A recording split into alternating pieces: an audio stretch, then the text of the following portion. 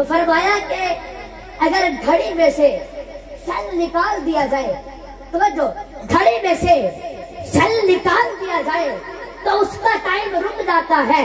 फिर आप अगर 10 साल के बाद भी उसके अंदर सेल डालेंगे तो फिर आपको वो वही से टाइम बताएगी जहां से वो रुक गई थी। तो मेरे बुजुर्गों तवज्जो फरमाओ, इस कायनात की जान और सेल जो है ना वो मदीने वाला है, वो प्यारे आका करीम है। तो जब जहादू से चांद को निकाला गया, सेल को निकाला गया, तो कुंडी जहां हिल रही थी वहीं रुक गई। बिस्तर जिस कैफियत में गर्म था वहां रुक गया।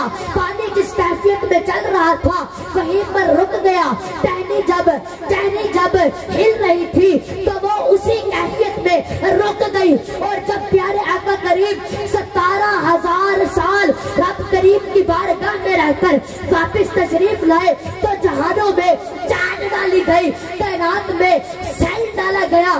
तो कुंडी जहां से हिल रही थी उसने हिलना शुरू कर दिया, टहनी जहां पे हिल रही थी उसने हिलना शुरू कर दिया, और पानी जहां जारी था उसने चलना शुरू कर दिया। ये सब कुछ ऐसे हो गया। सुभान अल्लाह। नारे तकबीर, नारे रिसालत, नारे खिलाफत, नारे हैदरी, हैदरी। सुभान अल्लाह। ये सब कुछ ऐसे हो गया। और समझ आ रही है? बोलो जरा दुहाई हाथ चाह के बोलो सुभान अल्लाह। मेरे बुजुर्ग जब प्यारे आका करीम वापस तशरीफ लाए ना, जब मेराज से वापस आए तो मक्का के लोगों ने शोर मचाना शुरू कर दिया। मक्का के काफिरों ने शोर मचाना शुरू कर दिया। और अबू जहल तो सुबह सवेरे ही हजरत अबू बकर सिद्दीक के दरवाजे पर पहुंचाया और आकर कहने लगा कि अबू बकर, अगर कोई कहे अबू बकर, अगर कोई ये कहे कि मैं रात के मुख्तसिर वक्त में मस्जिद हराम से मस्जिद अक्सा गया और फिर मैंने वहां से आसमानों की सैर की, फिर लामका पर गया, फिर रब करीम का दीदार किया, तो क्या उसकी तुम ये बात मान लोगे? हजरत अबू बकर सिद्दीक ने फरमाया ना, ये बात मेरी अकल में नहीं आती कि रात के मुख्तसिर वक्त में वहां जाना, फिर वहां से आगे जाना, रब करीम का दीदार करना, ये हो ही नहीं सकता। तो अबू जहल कहने लगा, हाँ अबू बकर, ये नामुमकिन है, थोड़े से वक्त में कैसे आ जा सकता है बंदा। तो फिर अबू जहल ने सोचा कि अब इसके जरिए, तो जो है ना, अबू जहल ने सोचा कि अब इसके जरिए हम मुसलमानों को भटका देंगे, इसके जरिए मैं मुसलमानों को भटकाऊंगा, हजूर के ग्रुप से उन्हें अलग करूंगा, क्योंकि ये बात मेरी अकल में नहीं आती कि रात के मुख्तसिर वक्त में वहां जाना, क्योंकि 1 महीना लग जाता है सवारी पर मस्जिद हराम से मस्जिद अक्सा तक। तो रात के थोड़े से टाइम में वहां जाना, फिर उससे भी आगे जाना, जन्नत दोज़ख देखना, यह बात मेरी अकल में नहीं आती।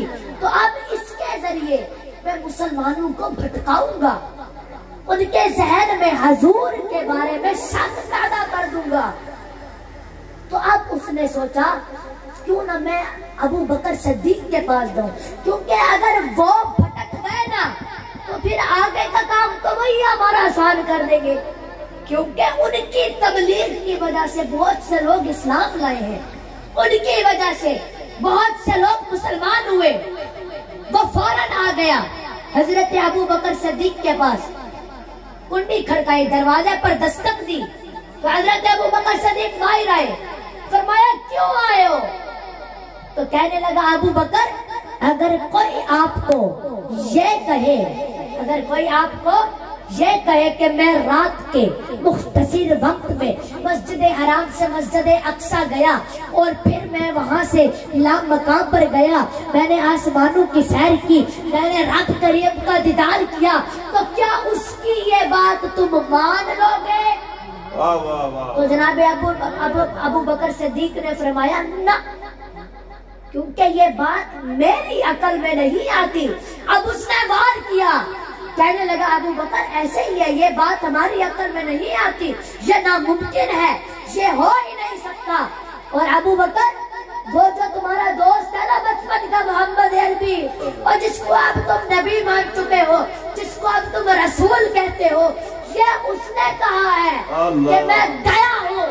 तो जनाब अबू बकर ने जैसा ही सुना, सुनकर फरमाते हैं लौकाला ला सादा का, अगर वो कहते हैं तो फिर ठीक कहते हैं। सुभान अल्लाह, सुभान अल्लाह, क्या बात, सुभान अल्लाह। अगर वो कहते हैं तो फिर ठीक कहते हैं। कहने लगा अबू बकर अभी तो कह रहा था कि ये बात मेरी अक्ल में नहीं आती। तो कहने लगा अबू बकर अगर कोई कहे, अगर कोई और कहे, फरमाया मैं नहीं मानूंगा ना।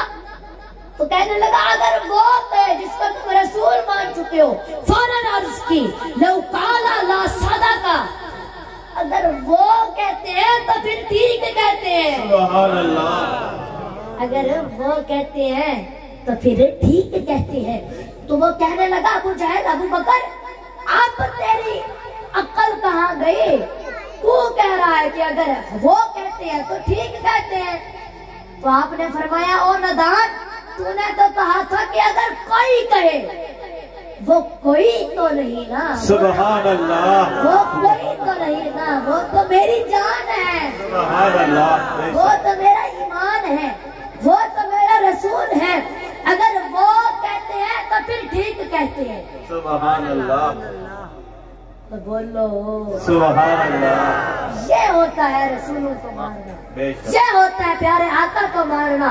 और अब बात तो यहाँ पे खत्म हो चुकी थी, लेकिन हजरत अबू बकर सिद्दीक फरमाते हैं कि ऐ अबू जहल, अगर तुम इससे आगे की भी बात कर देता ना, मैं उसे भी मान लेता। अंकल जी अब इससे बढ़कर क्या बात हो सकती थी कि एक बंदा रात के मुख्तसिर वक्त में मस्जिद हराम से मस्जिद अक्सा जाए और फिर वहाँ से यहाँ मकाम पर जाए। प्यारे आका करीम ने आसमानों की सैर की और फिर रब करीम का दीदार किया। तो इससे बढ़कर क्या बात हो सकती थी? इससे अगली बात क्या हो सकती थी? तो मुफस्सिरीन ने लिखा है हजरत अबू बकर के इस कौल पर कि आपकी मुराद ये थी, आपने फरमाया कि तुमने तो ये बताया ना कि प्यारे आका करीम ने वहाँ जाकर देखा है, मैं उसे भी मानता हूँ। अगर वो ये फरमा देते ना कि यहाँ रहकर देखा है, मैं उसे भी मान लेता। सुभान अल्लाह। नारे तकबीर, नारे रिसालत, नारे खिलाफत, नारे हैदरी।